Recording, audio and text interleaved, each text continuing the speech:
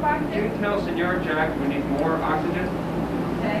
We may make it to the day, we may not. Here's a 22 John. Here.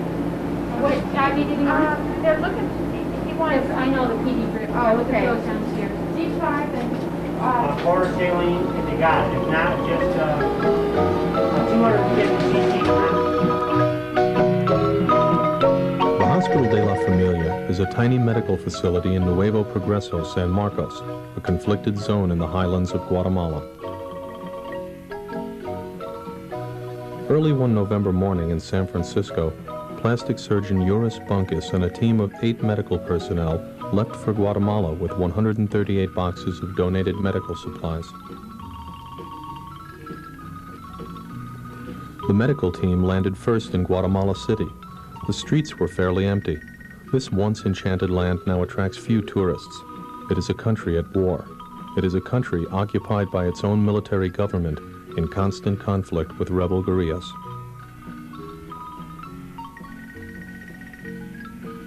The trip into the highlands will take 2 days by bus with an army escort.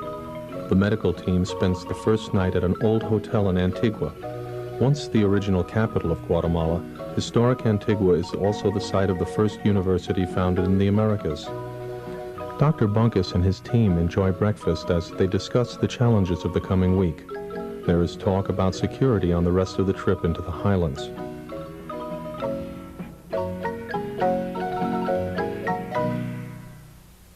Although the nurses and doctors appear relaxed, many are worried about the dangers of the political situation. This picturesque country is only a 2-hour flight from Miami, yet there is reason to worry. Nearly 40,000 people have mysteriously disappeared in Guatemala since 1980. At the hospital, Jack Younger awaits the team's arrival. A retired American contractor, Jack is the founder and driving force behind the Hospital de la Familia. He and I visited Nuevo Progreso and met the Padre. That's the beginning. Well, I think he's a terrific fellow. Italian, as you know. Tremendous sense of humor. But when they found out he's a priest and he has so many things to say that attract people. Anyhow, I went back to the United States and I raised approximately $5,000 for the Padre and sent it to him and said, good luck to you. And then we got the idea we might build the small hospital. So he gave me all the information that he would like to have for the hospital, size rooms and what rooms and so forth.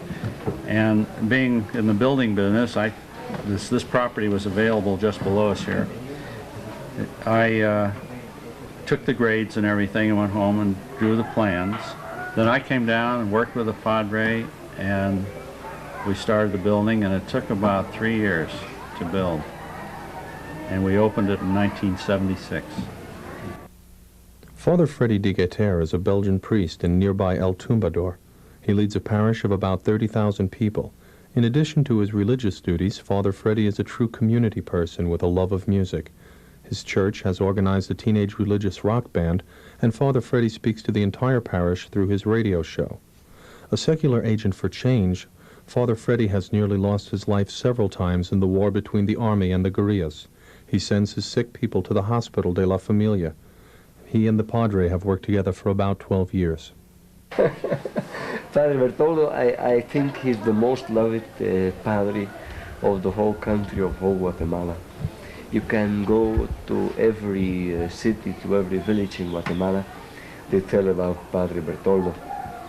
In every circle, intellectual circles in Guatemala, or in the poor people in the most retired village, they talk well about the Padre. He's very lovely and very intelligent too. He's very intelligent.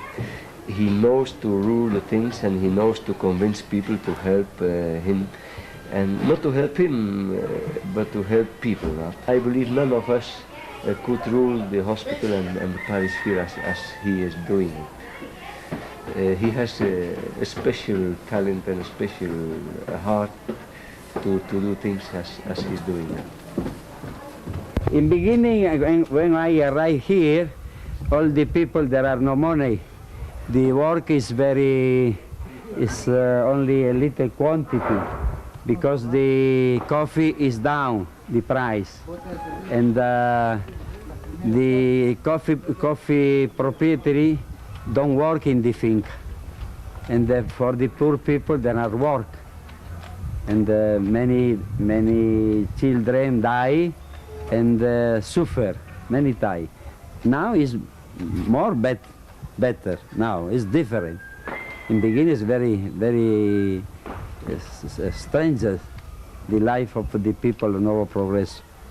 And military, guerrilla, Birch, the building, and they go out to the soldier. And continually after arrive here 1 month, 2 months, 3 months for obtain the security of the village. In this part now, many Cuban men instruct the Indian for revolution.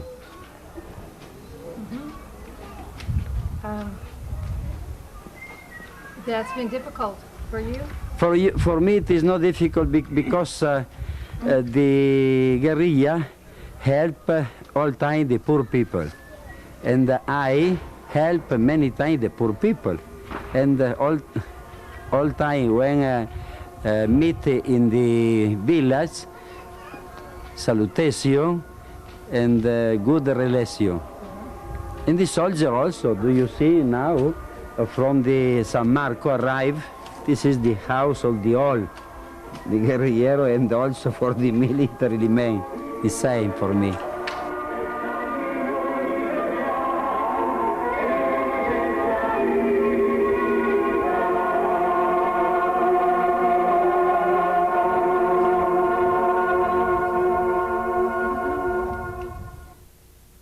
Coffee, the single largest crop in Guatemala, is the commodity upon which the fortunes of the wealthy rise and fall. But for the coffee pickers, it is the dark, bitter brew which keeps them barely alive and always destitute. The coffee beans are brought here out of the mountains and sent down below to the mill on water flumes. These people live and die in a cycle of poverty. Their diet consists of only coffee, cornmeal, and beans. They have no meat, no vegetables, and no land on which to grow anything. For these Guatemalans, in this century, there seems little hope for a better life. This plantation is at 6,000 feet, and the terrain is too steep for burros, so children are put into labor as soon as they are old enough to carry a sack. At the mill, the coffee beans picked by undernourished children are sorted and bagged.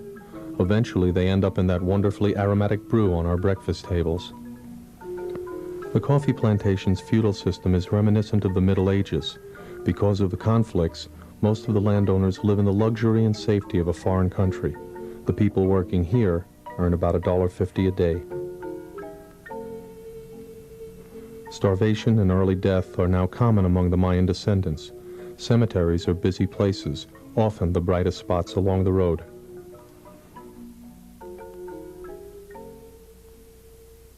As a result of malnutrition, birth defects and social retardation are now a part of the genetic future of these children, children of the once proud Maya.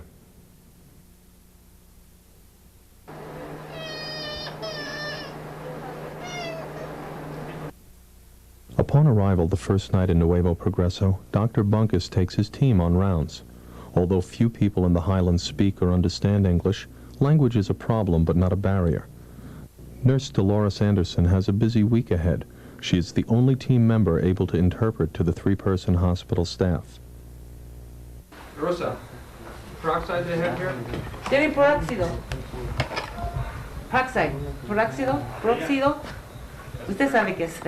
La botella para lavarlo aquí. Ah, agua oxigenada. Oxigenada, sí. Put some maceration on there after she washes it. ¿Es normal con betadine? Sí. Okay. Agua oxigenada. What's that? Betadine. No, no, no, no. Agua oxigenada. Sí, sí. At this point, the team has been traveling 18 hours with no sleep. But the next morning before breakfast, Dr. Bunkis takes Dr. Debbie Ekstrom and anesthetist Bobby Staten on a tour of Nuevo Progreso, a small town which serves about 100,000 people in the surrounding highlands. As usual, the army is everywhere.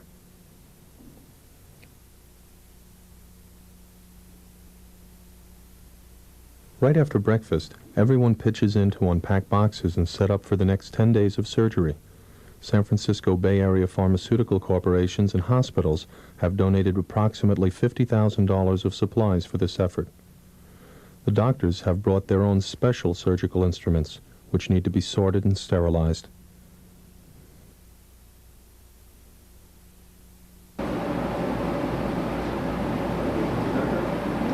Explain to her when this is done, her leg will feel warm, then they'll get numb.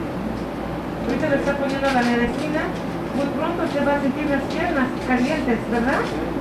Y no las va a sentir. Se van a dormir.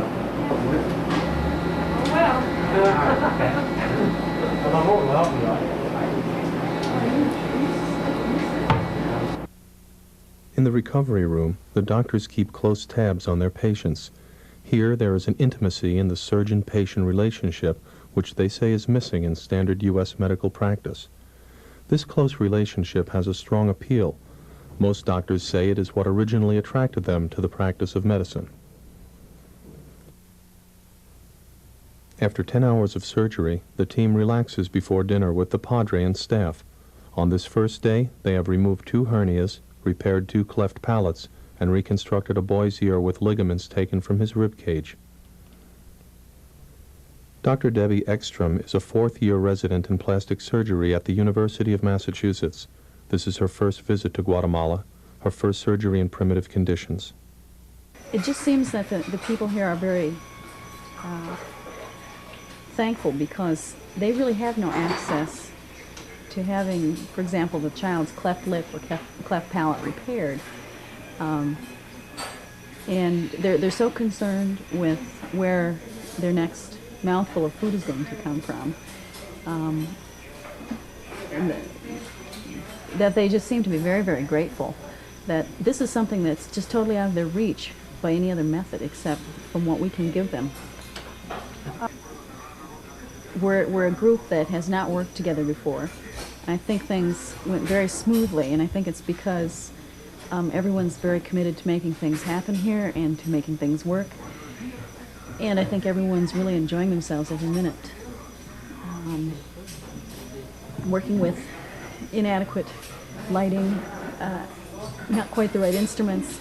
We work really with the things that are donated to us and making do and finding out that there's a lot of things that probably we do that are safeguards and you'd like to have if you can afford it, but when you can't, you can make do and do very well without those things. Yes, this is something I would like to do on a very regular basis, if at all possible. It's something, even with a very short initial experience, that I would tolerate a fair amount of inconvenience and financial cost and some danger to be able to do again. Thank you. For team leader Uris Bunkis, there have been some disappointments and some surprises. This little girl had been told that nothing at all could be done for her, but when she heard about Dr. Bunkis, she crawled up to the 3rd floor deck where the medical team was on lunch break. I'm pretty sure it's some sort of muscular dystrophy. You know? Where's Jack? You know what this girl would benefit from? An orthopedic evaluation, which I'm not really qualified to do. But I'm 90% certain that you could get some braces for her and she could walk. The surprise was a visit from Mina Arreola, one of the few plantation owners who still live in Guatemala. Last year she came for a facelift and donated her fees to the hospital. This year she has come again for further beautification. And what still bothers her are those many fine little lines around her mouth and around her eyes, and you can't do that with a facelift. You have to do a chemical peel. Except when you do a chemical peel, she has to be around us in the hospital for a couple of days, and we have to take her dressings off and so forth. And I just don't think it'd be wise to do it today since I'm leaving at 4 o'clock tomorrow morning. But next time. Okay. Either that or you come visit me in America. Okay, yes, but don't charge me like in dollars in America because I can't pay. You can pay Padre and Quetzales and you can come visit me and I'll do it for nothing. Good, that's great. That'll count as a donation for me, right? Okay. Absolutely. Okay. Oh, fine. You can come to America, I'll do it for nothing. Yes, good. And then I pay here the father. See. He needs the money for the people. See. Okay. How's that? It has been just 1 week, and all patients are recovering nicely. The results of surgery seem miraculous. This pretty little girl is no longer sentenced to a life of ridicule or pity. The medical team and the Hospital de la Familia have given her a future and a chance for happiness. Well, we now have had a total of about 175 professionals. That would mean a doctor or a nurse have been here. Now the teams, there are about 7 teams at the moment, and we're trying now to bring 4 teams a year. We did last year, and we're doing it this year.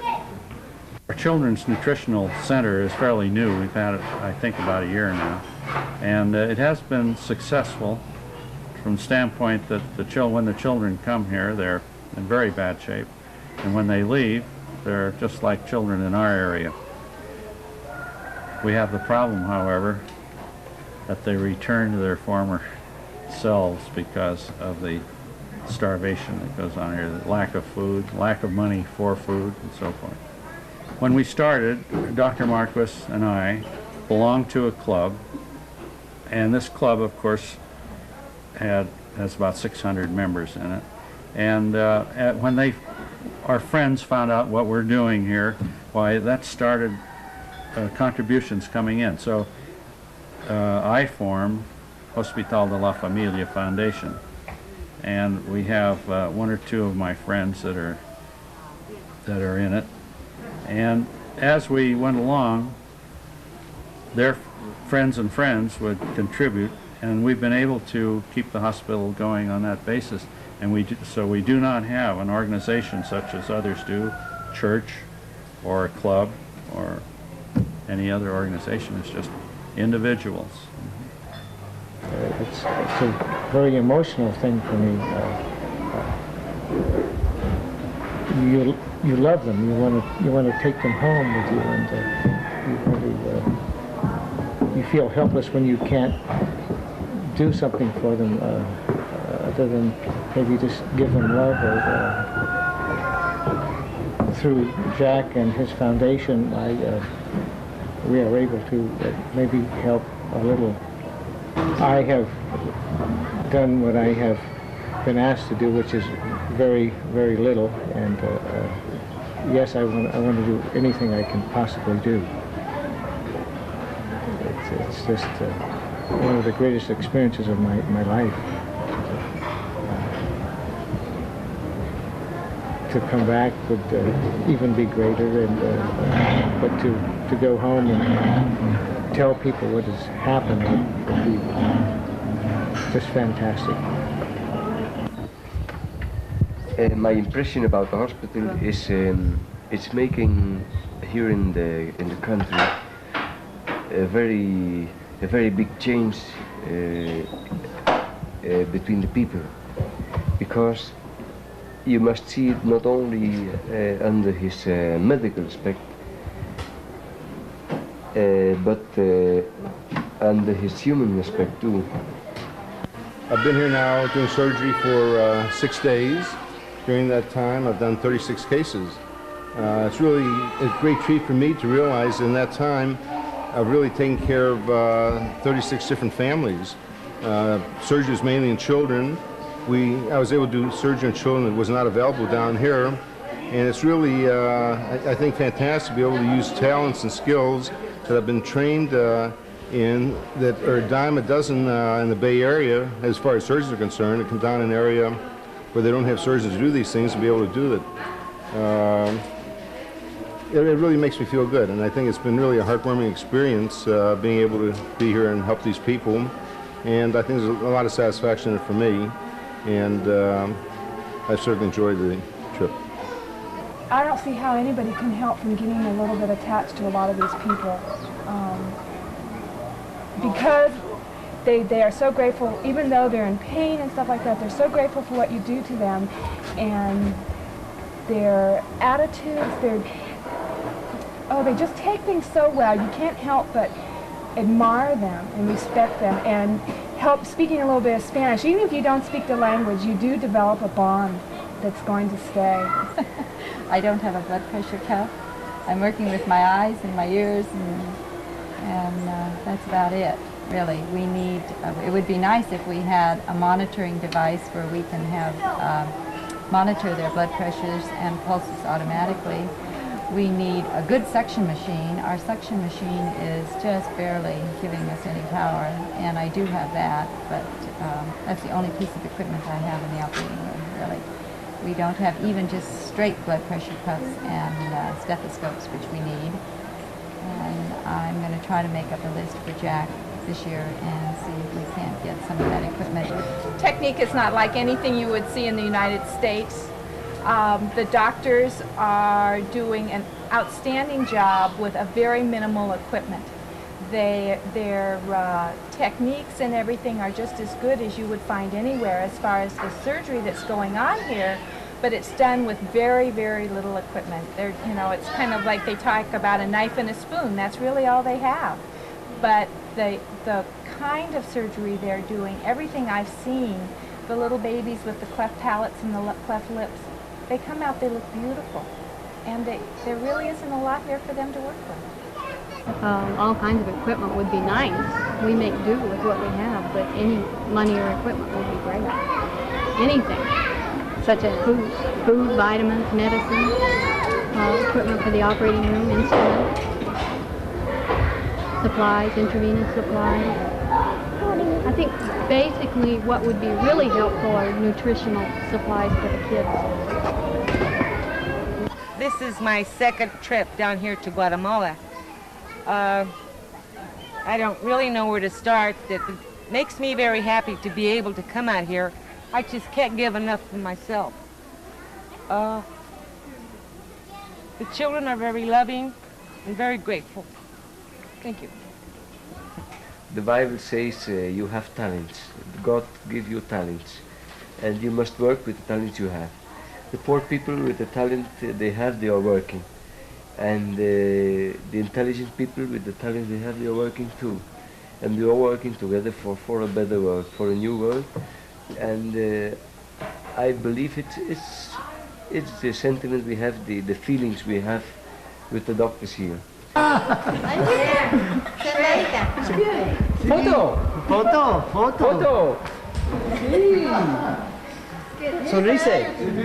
Dice.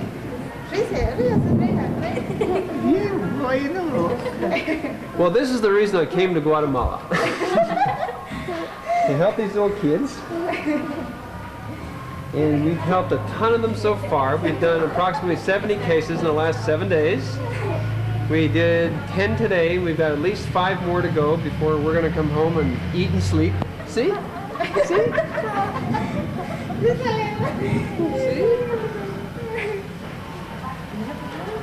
It's the biggest thrill to come and work with these little kids because they are so grateful, the parents are grateful, and they don't have any other help. And if we don't do it, nobody will. I grew up rather humbly, and now I have a much nicer house and a lifestyle than my parents ever had or dreamt of having or I ever dreamt of having. And this is my way of giving some back to the poorer people of the world. Hopefully someday these kids will all be doctors like me.